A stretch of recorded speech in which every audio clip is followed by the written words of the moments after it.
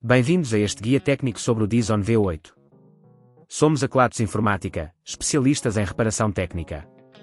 Recolhemos o teu equipamento ao domicílio, fazemos diagnóstico gratuito e enviamos orçamento antes de reparar. Sem chamadas, sem deslocações. Estamos localizados na Cal Joaquim Maria Lopes 26, Madrid. Cómodo, transparente e profissional. Link na descrição. Se o teu Dyson V8 está a fazer um barulho estranho durante a limpeza, pode ser um sinal de que algo não está bem. Este ruído pode ser causado por vários fatores, como um filtro obstruído, um objeto preso na escova ou mesmo um problema no motor. Ignorar este barulho pode levar a danos mais graves, por isso é importante agir rapidamente. Para esta reparação, vais precisar de algumas ferramentas básicas: uma chave de fenda Phillips, uma chave de fenda plana, uma pinça, se possível, uma escova pequena para limpar. Primeiro, para abrir o Dyson V8 com segurança, localiza os parafusos que prendem a parte superior do equipamento. Usa a chave de fenda Phillips para remover os parafusos, certificando-te de guardá-los num lugar seguro. Uma vez removidos, levanta a parte superior do aspirador com cuidado.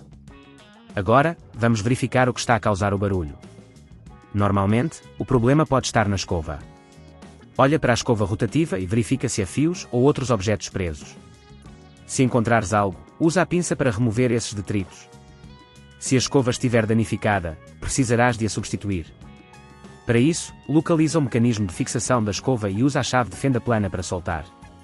Retira a escova danificada e coloca a nova, certificando-te de que está bem fixada. Lembra-te de verificar se há fios soltos ou danos nos cabos durante este processo. Se neste ponto achares que é demasiado complexo, lembra-te que na Kelatos recolhemos o equipamento no teu domicílio e devolvemos-te reparado.